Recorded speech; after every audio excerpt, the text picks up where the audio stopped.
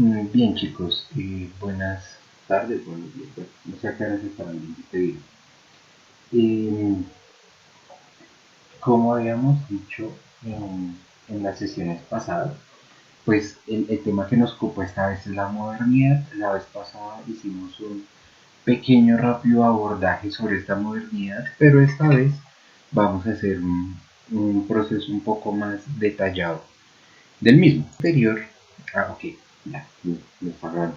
La clase anterior habíamos hablado de la relación que había entre modernidad y empirismo y habíamos dicho que este empirismo era sumamente importante porque significaba el origen propiamente de las ciencias naturales, ¿sí? Habíamos dicho que todo este empirismo, que hicimos una relación directamente con ay, este no era, con el empirismo inglés y dijimos que pues en este empirismo inglés era que íbamos a trabajar, ay, yo ya lo había bajado, en este empirismo inglés era que íbamos a trabajar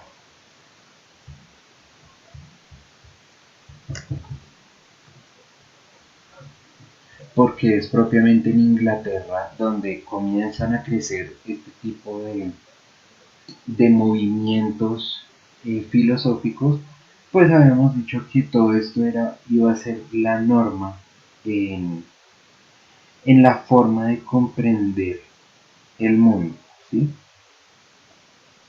Sin embargo, este empirismo, bueno, hicimos la distinción entre ciencias naturales y ciencias eh, humanas, dijimos que las ciencias humanas, bueno, iban a tener un valor distinto.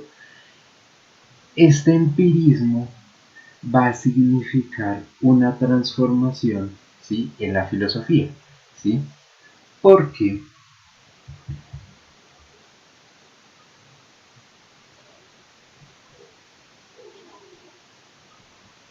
porque para este momento histórico la filosofía va a entrar a o a empezar a tener un segundo, una segunda importancia, es decir, no va a ser lo mismo que había sido antes, en el sentido de que era la batuta del conocimiento, aquel que era filósofo era el que llevaba el conocimiento, sino que va a significar que el conocimiento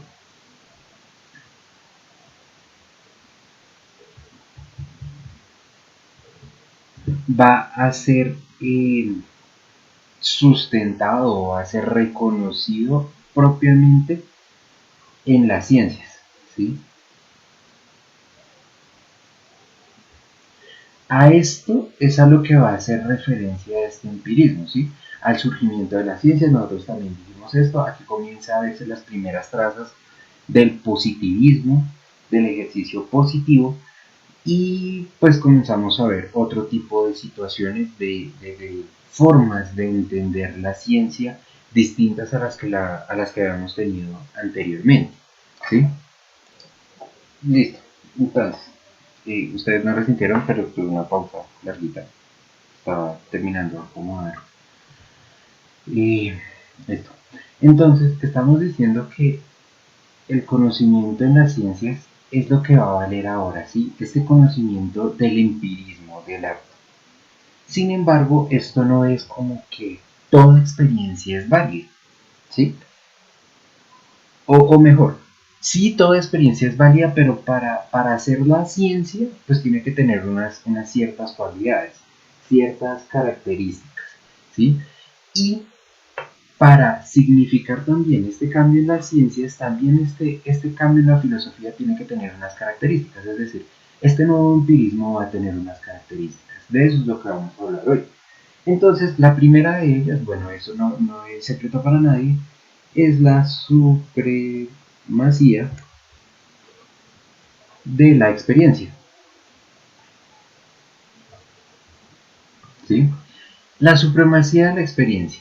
Bien, acá tenemos o sea, tenemos que hacer una pausa y decir, la supremacía de las ciencias de la experiencia, ¿en qué sentido? En el sentido científico, ¿sí? O sea, la experiencia lo que nosotros vivimos en un día a día de nuestra vida diaria, no sé cómo llamarlo de otra manera, no va a ser una experiencia que vamos a tener en cuenta en esta supremacía. Y eso mismo tiene una relación con la supremacía o bueno, el nacimiento del método científico, ¿sí? Y más que el nacimiento, el auge. Recordemos que nosotros habíamos dicho que el método científico es propuesto por Francis Bacon, ¿sí? Que incluso él hace una separación de las ciencias y dice estas sí y estas también, pero de una u otra manera. Pero entonces acá la supremacía de la experiencia va a estar dada por el método científico. Solamente las ciencias que cumplan el método científico van a ser aquellas que van a poder precisamente valer en la filosofía, ¿sí? Entonces eso es muy importante tenerlo en cuenta. Eso no es secreto para nadie, pero lo que sí cambia y significa este cambio en la filosofía es la pérdida o no lo llamamos pérdida, sino negación de las ideas innatas, ¿sí? Estas ideas innatas van a ser muy importantes en la Edad Media porque son aquellas que le dan el sustento a las personas de hablar de bien o mal, ¿sí? Porque si la idea de bien es innata, ¿sí? La idea de bien es innata, pues eh, yo no tengo forma de discutir lo que está bien o está mal, porque es algo que ya está inscrito en mi interior.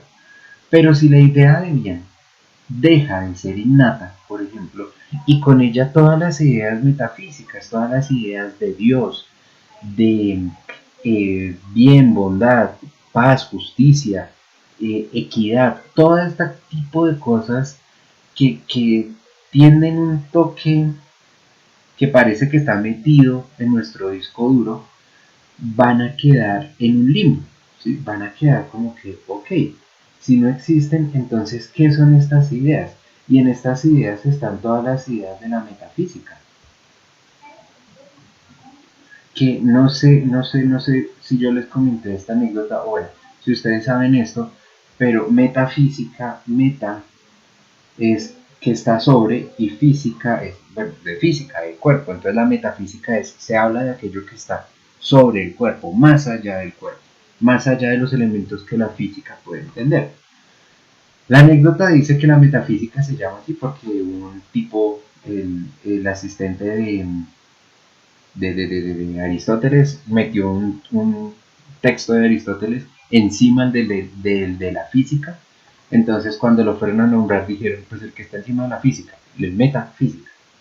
Y uno dice: jajaja, una de las palabras más importantes de la filosofía nombrada por ganas de nombrar algo. Entonces, ese es el origen de la metafísica.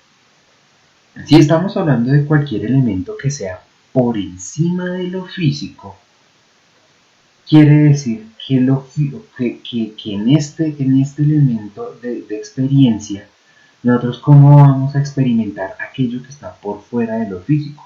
Es físicamente imposible, ¿sí? Uno no puede experimentar cosas como eh, el alma, Dios, la moral, el bien, los sentimientos y, en fin, otra gran cantidad de elementos, pero estos van a ser como los más importantes, ¿sí? Entonces, si yo no puedo hablar o acceder a estos elementos desde la experiencia, pues obviamente todos estos elementos quedan en entredicho. Entonces Dios, el alma, la moral, el bien, los sentimientos, todo queda en entredicho. Y esta negación de las ideas innatas nos va a llevar a que recordemos que nosotros hemos pasado de quién es el garante del conocimiento, hemos dicho que no es Dios, ¿sí? Eso lo dijimos en la Edad Media. Pero que Dios no sea el garante del conocimiento y que esta alma quede en entredicha con Descartes, cosas como la moral y el bien y los sentimientos se mantenían, ¿sí? Es decir, para nosotros es imposible eliminar los conocimientos por lo menos de estos tres. Estos dos los podemos seguir discutiendo, no tenemos problema. Pero estos tres parece ser que sí existen, que se resisten a desaparecer. Y entonces, la existencia de estos tres va a llevar al ser humano, a la humanidad completa, a preguntarse, vamos a cambiarlo acá, esa línea aquí. ¿De qué manera conocemos? ¿Sí? Entonces, ya sabemos que lo realmente válido para las ciencias va a ser esta experiencia, ¿sí? Pero la filosofía se lo va a tomar con un poquito más de pincitas, porque va a decir, ok, la ciencia puede decir eso, pero ¿de qué manera conocemos? Porque la ciencia solamente estudia la física, el elemento corpóreo, pero todo lo que es la moral, el bien, los sentimientos, lo podemos explicar desde la experiencia. Es decir, podemos nosotros decir experimentalmente esto es la moral, esto es el bien y esto es el amor. Eso es complejo, o sea, eso te presenta un problema de términos mayores. Entonces por eso surge acá, o resurge, porque esto es un tema que existe desde Platón y Aristóteles, resurge acá esta pregunta, ¿de qué manera conocemos? Acá, entonces, la filosofía se va a dividir de nuevo o bueno, gracias a esto, porque no es en este momento en específico, es un poco más adelante, la filosofía se va a dividir en dos partes, que van a ser los racionalistas y los empiristas. ¿Sí? Los racionalistas van a decir, ok, si tenemos estos elementos, entonces lo que nos permite conocer es única y exclusivamente la razón. ¿Sí? Los empiristas van a decir, no, señorito, no es que nos permita conocer la razón, es que para entender todo esto, si bien necesitamos un componente racional, todo es antecedido por la experiencia. Es más, los empiristas, cada uno se va a ir cada vez más en lo más extremo de su, de su campo y va a decir, la razón es lo único que importa, la experiencia es lo único que importa. Estos de acá van a tomar como sustento autores como a René Descartes, ¿sí? Ellos van a decir, bueno, es que como dijo Descartes, y acá los que van a tomar van a ser autores como Guillermo de Ockham. Creo que se escribe así, Ockham. No, no se escribe así, es con doble C. Ay, Ockham, así. Guillermo de Ockham, ¿sí? Estos van a ser los autores base para estas dos posturas. Entonces, si se dan cuenta, si bien el empirismo se mantiene en las ciencias, en la filosofía sí se mantiene, pero por lo menos hay alguien que le planta cara, que está en la oposición. Esto es otro de los elementos importantes de la filosofía. Sin embargo, esto no va a quitar el hecho de que el método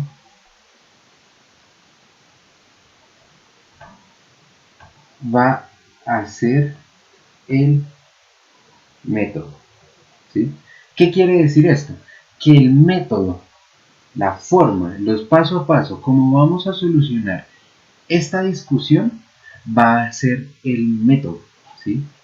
Y el método que vamos a utilizar va a ser el método de las ciencias, el método de la experiencia. ¿Por qué?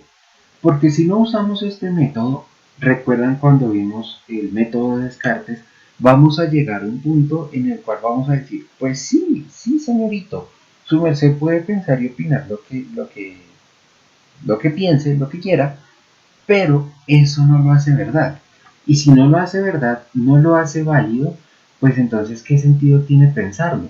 La única forma de hacerlo verdad y válido en el sentido más amplio del término es metiéndose con este método científico.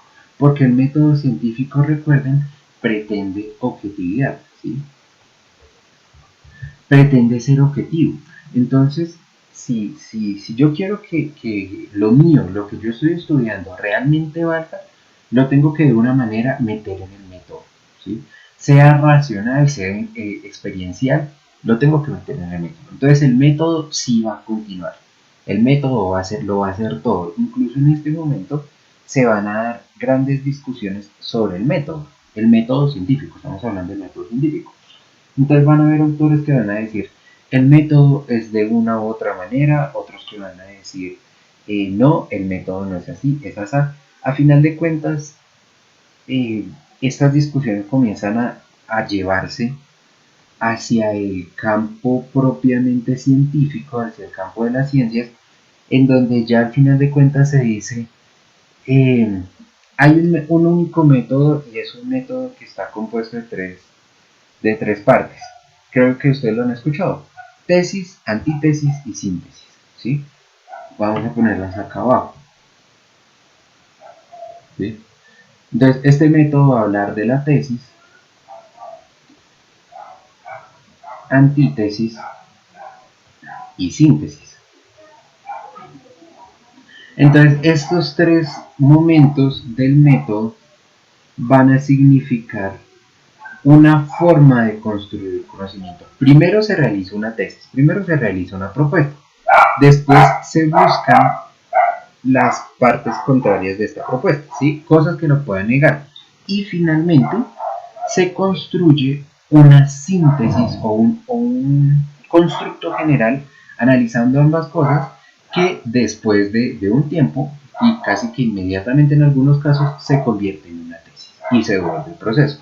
Este es el método científico general de la manera más grande conocida, ¿sí? Algunos autores van a decir, bueno, la tesis tiene unas partes, las antítesis tienen otras partes, la síntesis tiene otras partes. Y las partes dependen muchísimo de los autores. Y bueno, esto es algo que vamos a ver más adelante. Pero todo este método se transforma. Y todo este método se hace entonces importante en la filosofía. La filosofía va a coger y va a decir, listo. Entonces, yo también me voy a meter en este método, en este cuento del método. Y eso va a transformar un mundo de cosas porque una de las cosas más importantes que tiene el método, que va a tener todo esto, es que nos va a plantear, y vamos a ponerlo en el otro lado del tablero, y es, nos va a hacer preguntarnos sobre los límites del conocimiento, ¿sí? Los límites del conocimiento, gracias al método, pues, pues se va a convertir en un elemento muy importante en la filosofía y especialmente en la filosofía más que en las ciencias porque, decía, se va a convertir en un problema muy grande para la filosofía porque la ciencia, pues, la ciencia siempre va a pensar que mientras siga el método no va a tener límite, ¿sí? Además, cuando tenga límite es porque ya ese es el límite, o sea, conoció todo lo conocible. Pero, entonces la filosofía sí va a decir, bueno, entonces hay unos límites del conocimiento porque Si ya digo de entrada que tengo que tener un método, ¿sí? Si ya postulo esto de entrada, el conocimiento al que puedo llegar es solamente el conocimiento al cual le puedo aplicar el método, ¿sí? Y el conocimiento, curiosamente, al cual no le puedo aplicar el método de una manera completa, va a ser el conocimiento metafísico, ¿sí? Entonces, muchos autores van a decir, todo lo que sea metafísica está fuera del conocimiento. Es decir, no es que no exista, o sea, sí, Dios puede existir, el alma puede existir, el bien puede existir, la moral objetiva puede existir, pero es imposible conocerla, ¿sí? Y ese es imposible conocerla, pues, de nuevo, manda la balanza de este lado, ¿sí? Porque si esto es así, pues ¿de qué sirve conocerlo? Solamente conozcamos lo que es con la experiencia y por lo tanto lo que es la ciencia, ¿vale?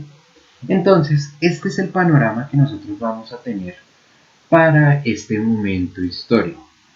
Lo voy a dejar hasta ahí, ¿sí?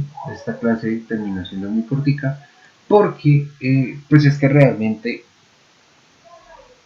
es muy sencillo, ¿sí? Es un poco sencillo porque realmente este mundo de la experiencia es en el que estamos hoy en día. Entonces, redundar más en ello es como gastar tiempo. Entonces vamos a dejar hasta ahí. La próxima semana vamos a entrar a hablar de lo que pasa del otro lado de la filosofía que no se metió con el conocimiento de las ciencias y con todo este embrollo, sino que se fue a unos campos de conocimiento diferentes. En este caso,